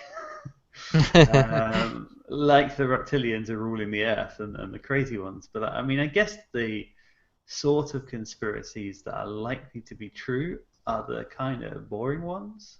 You know, like the a cover up here, or so and so was assassinated, like Princess Diana was murdered, and you know, I mean, obviously not all of them, but it's likely that one or two of the thousands of these slightly crazy conspiracy theories are probably true. They're not exciting things to talk about, you know. Yeah, they're more mundane, aren't they? Like there's a theory that a bunch of cosmonauts went up into space before Gagarin, you know, and they all didn't make it back, but no one ever heard about them, because who's going to make a fanfare about the 25 people that died first? Yeah, we sent a bunch of people up there, killed them. We won't talk about that much. So that's the sort of conspiracy theory that, you know, like, it could be true. It's not exciting. Could well be true. It's not Probably like, was true. Exciting, but I would imagine they killed a few people up there before they started singing about it. Definitely, and I think you could reasonably infer that, to be honest. And that is a conspiracy theory, because that was, you know, hidden from the public, but it's not exciting. It's not the sort of thing that we want to talk about, but I think they are the most likely to be true conspiracy theories, the ones that have a realistic foundation. So what about 9/11 then? That's a good one. Towers. That's a good one. There's so much ambiguity you can draw on there, isn't there? Unless you know all of the facts at once. There's so much you can look at and say, that doesn't seem quite right, or that could be this. Do you know what I mean? Yeah. But it doesn't Well, I seem haven't got it. is never really a good enough argument for No, me. I mean, absolutely. I always look for some form of motivation, like the motivation of throwing astronauts into space and not telling anyone when they die, maybe telling their family, oh, they died in an airplane accident. There is a reason for that. You know, it looks pretty bad. It doesn't make your Yeah. country look very good if people find out that you're throwing guys into space ill-prepared and they're dying. So there is a logical reason why you do that, and therefore I'm like, yes, I could buy that. Could be true. I have struggled to find or hear a realistic argument for why 9/11 was planned by the US. Well, there's several different ways to take it. I mean, one school of thought is that they did it to to give them like a justification for like all this massive military action. It's like, oh no, you can't not fight back. They're like hitting us on our in the very heart of America. We have to like do this huge military push now, and like this all these security measures, and like anything's justified now because like 9/11 has changed everything. Or there's the other conspiracy theory which says that they didn't organize it, but they knew it was coming, and they let it happen. Do you know what I mean? I don't know if either one of those has any real merit, but I can kind of see the narrative that they're talking about. I don't think it's anything to say that either one of them is more likely than the official story, to be honest. Possible, I mean, plausible, in terms not of beyond them. feasibility, I think the second is, again, I'm not saying I believe it, but it's potentially feasible. You know, like Yeah, you can kind of see how you could get there. I wouldn't believe that a bunch of guys sitting in a room would actually go, let's organize this. Because I think it would be too hard to organize it and keep it covered up. But a couple of guys hear news it's going to happen and decide, you know what, if we don't tell anyone, Yeah, we get to bomb them back. We actually get to win this war.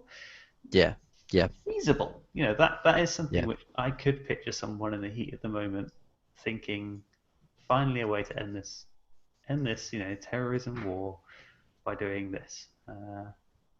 So I guess there is a potentially feasible motivation there, which is what I always need before I can even begin to consider a thing, you know.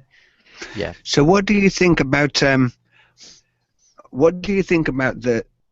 total collapse of the towers? The two towers. Well, there were three towers, but let's talk about the two main towers, the ones that were hit by the planes. What are your thoughts about the absolute total collapse of those, and how they kind of came down and fell down? Do you accept that the planes that went into them, just the planes on their own, brought them down? Or what do you think about this conspiracy theory of people talk about thermite and explosives and demolition and things like that? Oh, I don't know. I can't really say I know enough about the way the buildings were built to say that that's plausible or not. I mean, I really would be out of my depth saying anything about whether that was possible or not. But I will say that like as to what a building can put up with, a plane punching a hole through it at top speed is pretty much unprecedented. I mean, that sort of thing just doesn't happen to buildings. They're not designed with that in mind. They're not designed to withstand it. I don't know if you can really predict just how much structural damage that will do to a building. And if a building is built slightly the wrong way, then like you punch a hole in it and the whole thing, maybe it will come down. I don't really know, but like something like a plane smashing a hole in it is definitely not taken into account when these things are put together. I mean, and it's a plane that's not I don't know if a plane has to have any explosives on board to do that sort of damage if it's going at like full speed. Again, I don't know, but I could quite easily believe that a plane smashing through a building could knock it over. And So, I guess they kind of hit the top of the building, right? But equally, I guess, I mean, once fire guts a building, I think all bets are off as to what's going to really happen. Well, the impact from this thing is like smashed into a building, and the force of it has had to be taken by the rest of the building. I mean, and then the fire kicks in, and yeah, an already weak building starts to burn. The collapsing top floors, all of that smashing down. I mean, that's a lot of force for a building to absorb. I mean, straight up kinetic energy, if nothing else. Yeah. So, obviously, I'm keeping in store here to keep the intrigue going and to keep for us to explore it. So I'm going to keep chucking from here on in. I'm going to throw out more and more and more nuggets of information to see what you can chew on. So let me try you with the next one, which is obviously WT7, so World Trade Center 7. You may well have seen some videos of that collapsing. But World Trade Center 7 collapsed as well. So there were 3 buildings that came down on that day. World Trade Center 7 was a smaller building, although it was a very big building indeed. And but that wasn't hit by anything. It wasn't hit by any planes or anything else. There is an argument to suggest that it had some fires burning in it that had been burning in the basement, but the building was not ablaze at all, and it collapsed It collapsed like a chocolate cake. It was, it was quite. I don't know if you've seen any of that, but what are your thoughts about that? Well, I tend to gravitate the same way again. I think the people coming up with the conspiracy theories aren't really appreciating just how much damage is being done at ground zero and how much effect like 2 collapsing buildings can have on another building like right next to it. Just how much is being smashed up, churned up, and how much force is being generated. And they think, they couldn't knock down the one next to it, because they're seeing it as a person from a helicopter sees it. And not if you're standing right down there, then you could quite easily believe that something else could fall over as well. But I guess it's just not enough to convince me that something untoward is going on. It's not enough to drag, with my limited knowledge, it's not enough to pull me away from this is the official story to something crazy happened, I mean, I'm looking at a video here, and it looks like one of the whole floors is on fire, and like the whole building, no, but it looks like one of the floors essentially was on fire, and I guess that's correct. There was fire in the building, yeah. And I guess once the kind of weight supporting ability of that one floor goes down, I mean, you imagine you've got maybe floor 7 out of a 30-floor building disappears suddenly, because the heat makes the frame of the building bend and fracture, and then all of a sudden you've got the weight of 20 floors hitting 6. I mean, that's just gonna. Yeah. That's it. It's just gonna crumble into a pile, right? I mean. So yeah, absolutely it is, and but there's another interesting. So that. If you always try to err on the side of common sense, right now we're at the idea of the fact that the Twin Towers are being hit by the planes, and WT7, we're in the land of fire is burning, it's very hot, the steel infrastructure is getting heated up and becoming weaker and weaker and weaker to the point where it either melts and collapses or some kind of collapse takes place, and then obviously the upper floors come down and smash the lower floors, and you get a falling building that's destroyed. So one of the things that's interesting though is that there was a BBC News story on the morning of the report where they were talking about the collapse of these buildings. And the news reporter is a female. You can find this on YouTube. You have a look at it. I think her name might be Gillian or Jill, something. And she's reporting for the BBC, and she says on the news report that World Trade Center 7 has collapsed, and that the building, has been destroyed, and there's nothing left of it. And over her right shoulder, in the background, is a still standing World Trade Center 7. Ooh. That's not good, is it? Not really. I'll have to have a look at that video, because there you can't really. Thing is, why would she say it before? If there's a conspiracy, I can't imagine why she'd say it before it happened. I mean, that's just simple stage directions. It's like wait until it happens and then give it a minute and then say it's happened. It's definitely worth looking at. That one Yeah, is definitely worth a look at. Yeah, now, one of the things. I'm going to chuck some more. I got more. I got plenty more on this. So one of the things that you can find on YouTube is that one of the things that there seems to be no shortage of is footage of the World Trade Center collapse from lots and lots and lots of independent sources, because obviously the building was a fire after the planes collapsed, and interestingly enough, there's quite a lot of footage of the planes crashing into the buildings. But after that, everybody who's got a camera on every single phone from every single over the building is filming this thing. And during the collapse sequences, you can find hundreds of videos like this.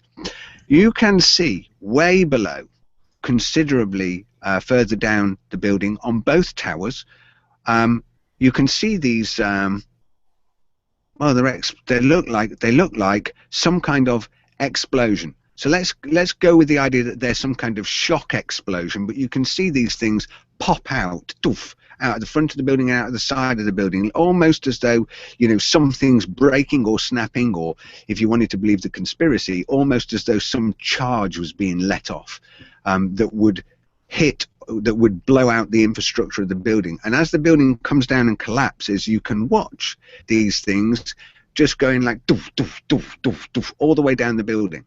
And you can see lots and lots of videos for that. Of course, I struggle with the idea. I struggled for a long time with the idea that the building could somehow have been demolished or blown up, because how the hell would you do that?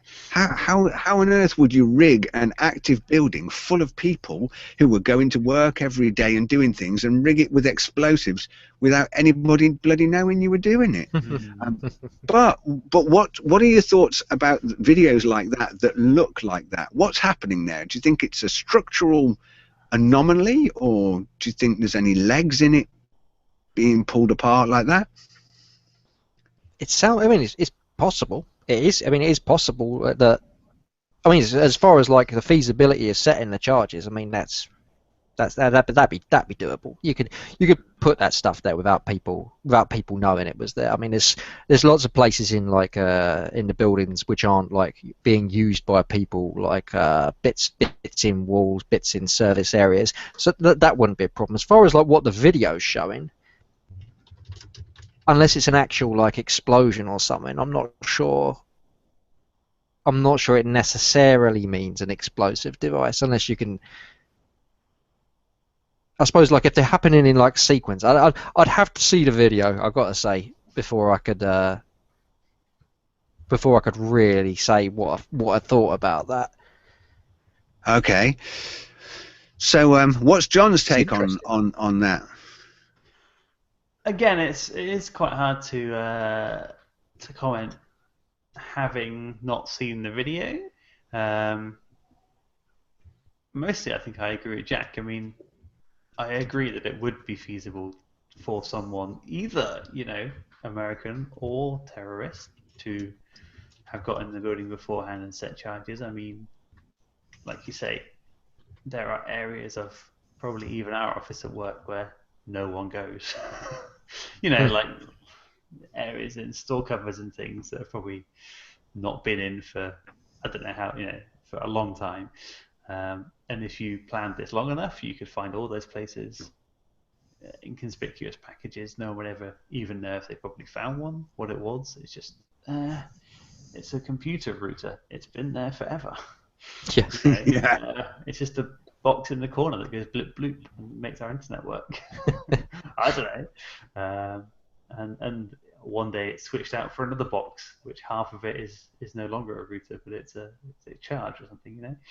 It's interesting that you mentioned terrorists doing it. It just occurred to me that when this actually happened, I remember them talking about like groups and claiming responsibility and stuff, and they name dropped Osama bin Laden because he was already like a thing at the time, but they said that he hadn't. He said that they didn't do it. That was the first thing I heard. He said they didn't do it, and then afterward they took responsibility and said, no, we have done it. But I distinctly remember them saying that they didn't, because at the time everybody was saying, who did this? Where did this come from? So I remember, I definitely remember this thing about him saying, oh no, he says that they didn't do it. Oh no, wait, no, he says they did. Do you know what I mean? Stuff like that is a little curious, but not necessarily conclusive. But it is interesting.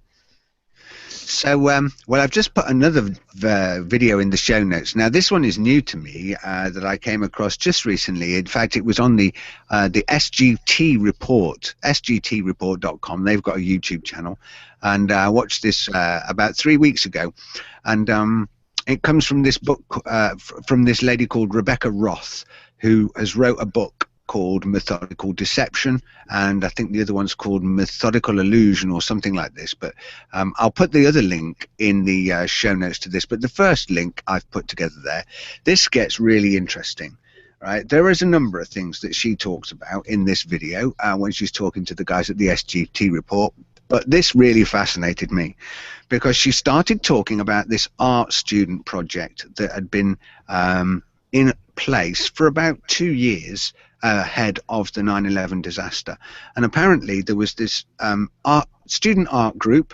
if I understand it correctly, and I'm going from memory now, but I think there might something to do with Israel or Israeli art student group or something like that. Anyway, the long and short of it was this group of art students had rented a floor in one of the towers or both of the towers. They'd rented floors.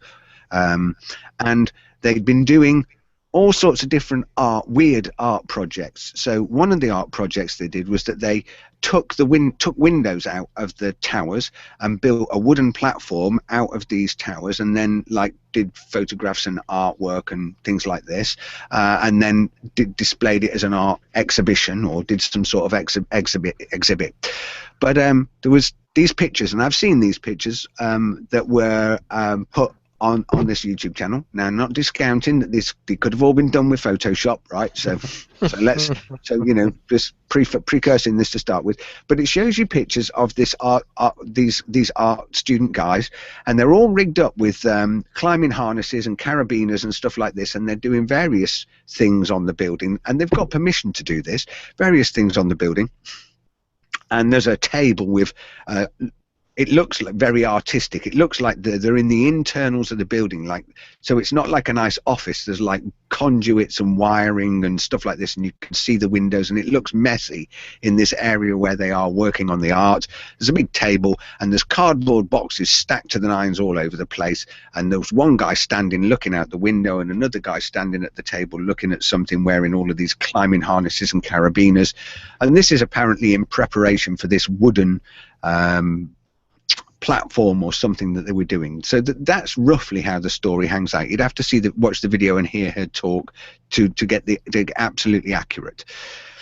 But what she picked up on was that there were these big square cardboard boxes all stacked up on the right hand side against the wall and all stacked up on the left hand side by the wall, and on each one of the boxes there was this number. It said BB18, BB18, and nobody takes any notice of them. Well, this lady decided that she wanted to take some notice of them, so she started researching what these things were, and she managed to find that that BB18s are a detonation charge.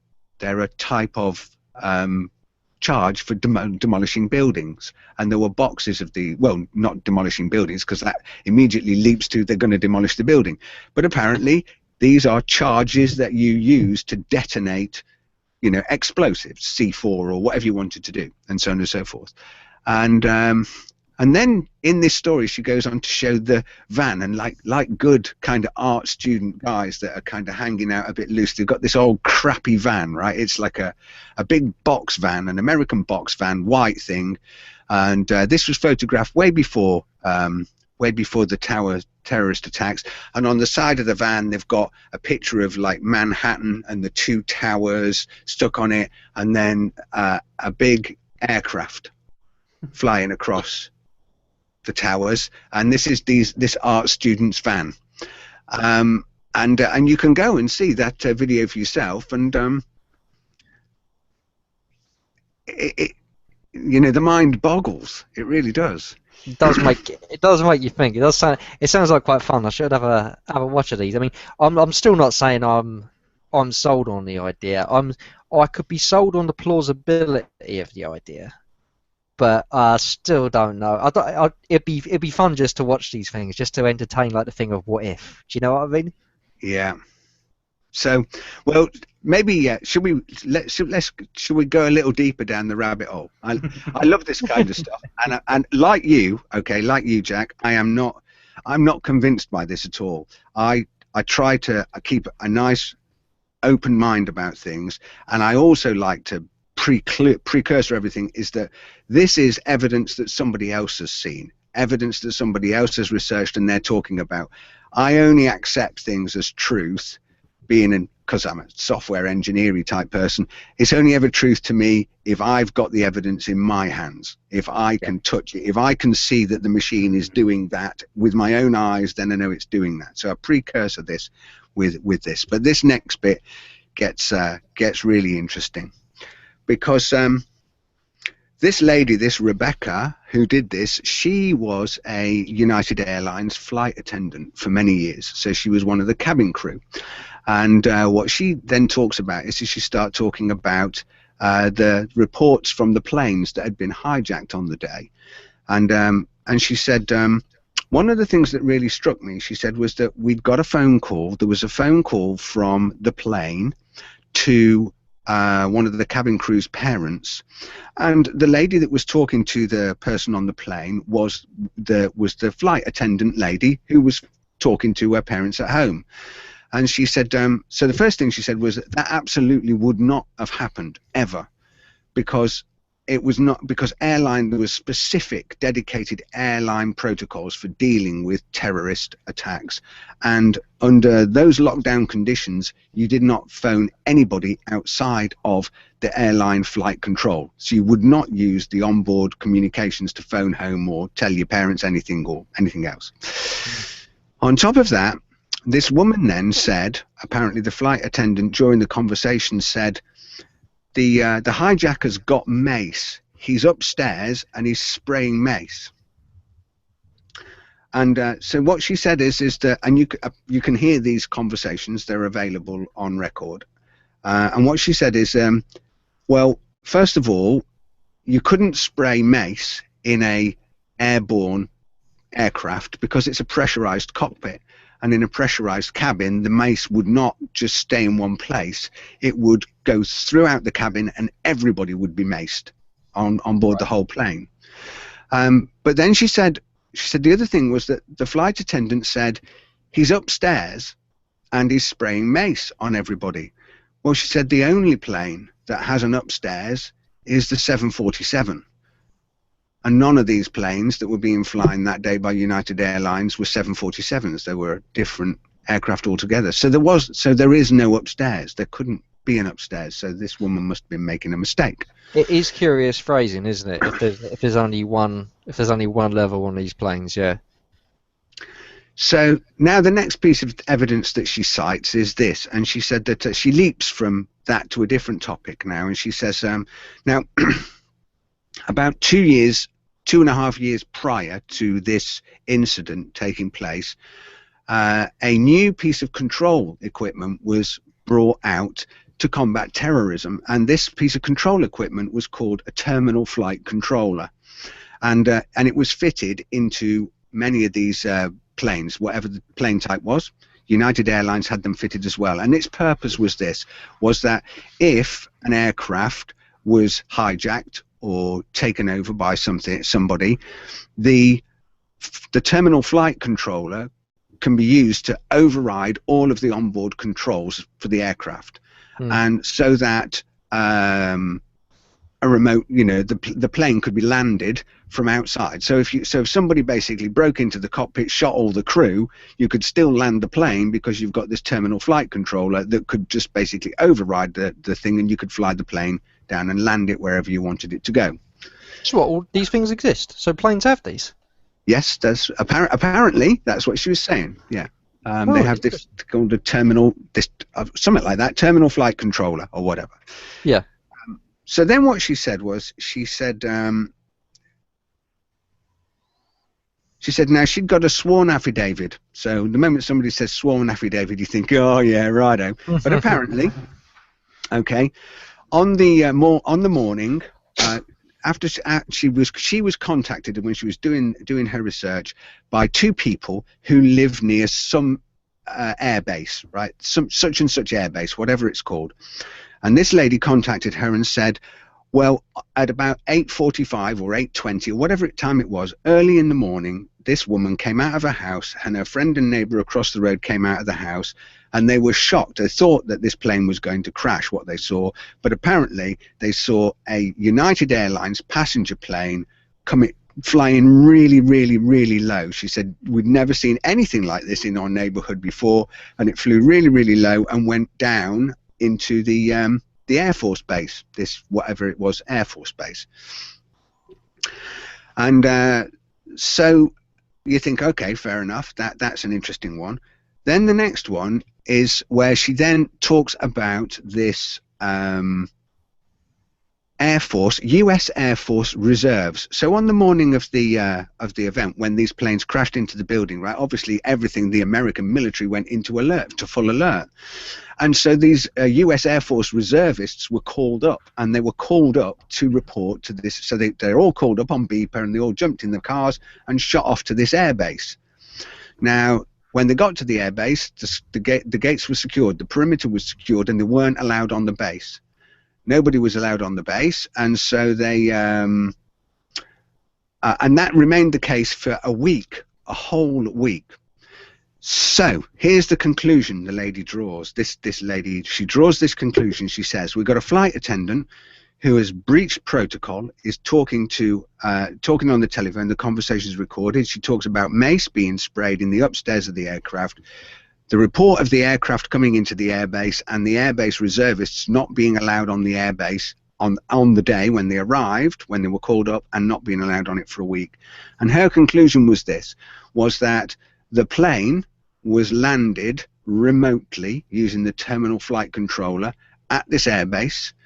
The mace that was being sprayed outside of the aircraft, because the aircraft was brought into a hangar, and when you bring it into a service hangar to get off the aircraft, you go up the stairs because the service hangars are big. And so what she was saying is that as they were bringing people off, or people were coming off, they were being maced as they were being evacuated or taken off the plane or whatever. Which then leaves you with this conclusion of, well, hang on, if you landed the plane in the airbase, the plane can't be in the airbase parked in a hangar and in the building. Well, if you then go and look on YouTube, you can find videos, some quite convincing videos of people saying, look at these planes that have gone into this building. They haven't got any windows in them. The undercarriage of the plane doesn't look right. It's not marked right. It's not this. It's not that. It's not this, that, and the other. Which of course you think, wow, what a load of bollocks. I mean, you can't remotely fly a bloody plane that big. It's not like a model aircraft. Well, apparently with a terminal flight controller, you can. I mean, technology-wise, yeah, I can see. I mean, I wasn't aware of this terminal flight controller thing, but I mean, I can imagine how you could like remote control a plane with reasonable accuracy. Although there's a lot that could go wrong. I mean, in terms of like an orchestrated conspiracy mission, it's a little bit iffy as to whether you could pull that off without a hitch, and you'd have to pull that off without a hitch, otherwise you'd get found out. I mean, the moment anybody started looking at like any plane that crashed in the wrong place or crashed wrongly or didn't blow up and destroy itself completely, destroying all the evidence, I think that's quite a lot that's a lot of faith. It's a very risky plan as far as for a government that's looking for the sure thing. So I don't know. It sounds a bit like there's a few too many loose bits to it, like too many things that could go wrong. But it does make me want to read more about it. It does make me want to look into this. Do you know what I mean? Yeah. What are your thoughts, John? Yeah, I mean, it's again, it's hard to make a judgment call when you've only just heard the facts. It is quite interesting, and I kind of agree with, like, the bigger and deeper a conspiracy gets, the even less likely it is to be true. But that doesn't mean there isn't something in there somewhere. Yeah. You There know. is an element, I think, of like when so many people die like that. There's a lot of people trying just to make sense of it.